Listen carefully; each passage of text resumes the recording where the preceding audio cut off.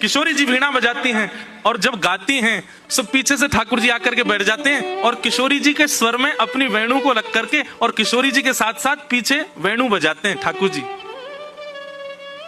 बंधु, कभी कभी मन में भाव नहीं आता, हमारी ऐसी कोमल सी किशोरी जी इतनी भारी वीणा लेकर के बैठती हैं और जिनने गिरिराज पर्वत उठा लिया वो नेक्सी जी बंसी लेके बैठे हैं। उल्टा होना चाहिए ना, ठाकुर जी वीणा बजाएं और किशोरी जी बंसी बजाएं।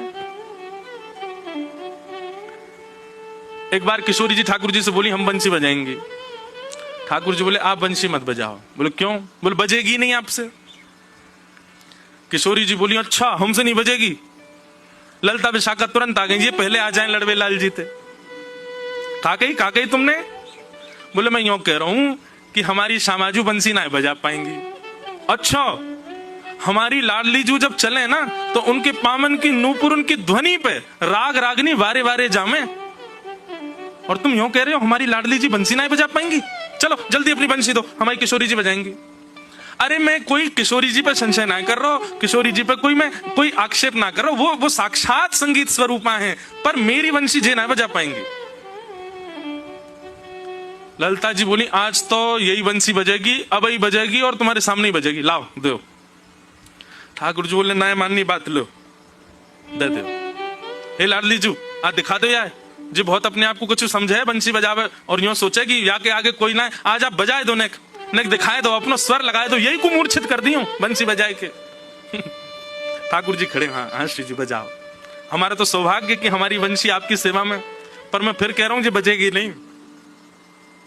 किशोरी जी ने अपने अधर पर वेणु धारण करके अपनी कोमल उंगलियों से छिद्रों को आच्छादित किया और जैसे ही प्राण पिरोए बस हवा ही हवा निकले, स्वर नहीं निकले।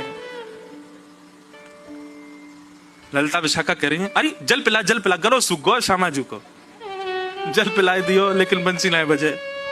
ठाकुर जी मंद मंद मुस्कुरा रहे, अब मैं कह रहा हूं नए बजेगी मुंह वापस कर दो।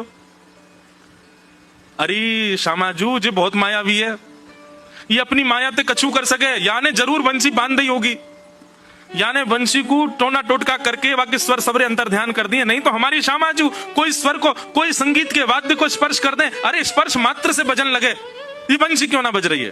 ठाकुर जी बोले पहले बंसी वापस करो फिर बताऊंगा। किशोरी जी ने बंसी वापस करी। ठाकुर जी बोले अच्छा एक बात बताओ, आप बंसी को वादन करते समय मन में कौन को चिंतन कर रही हो? किशोरी जी बोली मैं तो कोई भी वाद्य बजाऊं आपको ही चिंतन करूं। बोले यही तो गलती कर रही हो, ये वंशी जो है ना हमारी अनन्य भक्त है। अनन्य को मतलब कहा हुआ एक के अलावा दूसरे को ना भजे ये, और या वंशी में नित्य आपको ही चिंतन होवे, या वंशी में नित्य आपको स्मरण होवे, ये वंशी आपकी भक्ता है और आप या वंशी से मेरी भक्ति करोगी तो ये वंशी कैसे बजेगी? हे श्यामाजू, आप नेत्र बंद करके अपनो ही चिंतन करो, मतलब अपने ही स्वरूप को ध्यान करो। जब आप अपनो ध्यान करोगी तब ये वंशी बजेगी, क्योंकि या वंशी में तो नित्य आपको ही गायन किया जाए। किशोरी जी ने अधर पर वंशी रख के जैसे स्वयं को स्मरण किया, अपने रूप नक, अपने रूप नेत्र आदि को स्मरण किया, अपनो ही स्मरण करके जैसे वंशी अधर पर धरी, बिना फूंक के वंशी बजन लगी। किशोरी जी के नेत्र सजल है गए, दौड़ करके अंक में भर लिए श्याम सुंदर। आपकी या अनन्य प्रेम पे ही तो मेरा मन करे कि मैं वारी वारी जाऊं। अरे स्वयं तो अनन्य है, अपने अंग संग रहवे वारे सब वस्तु भी अनन्य कर ली आपने।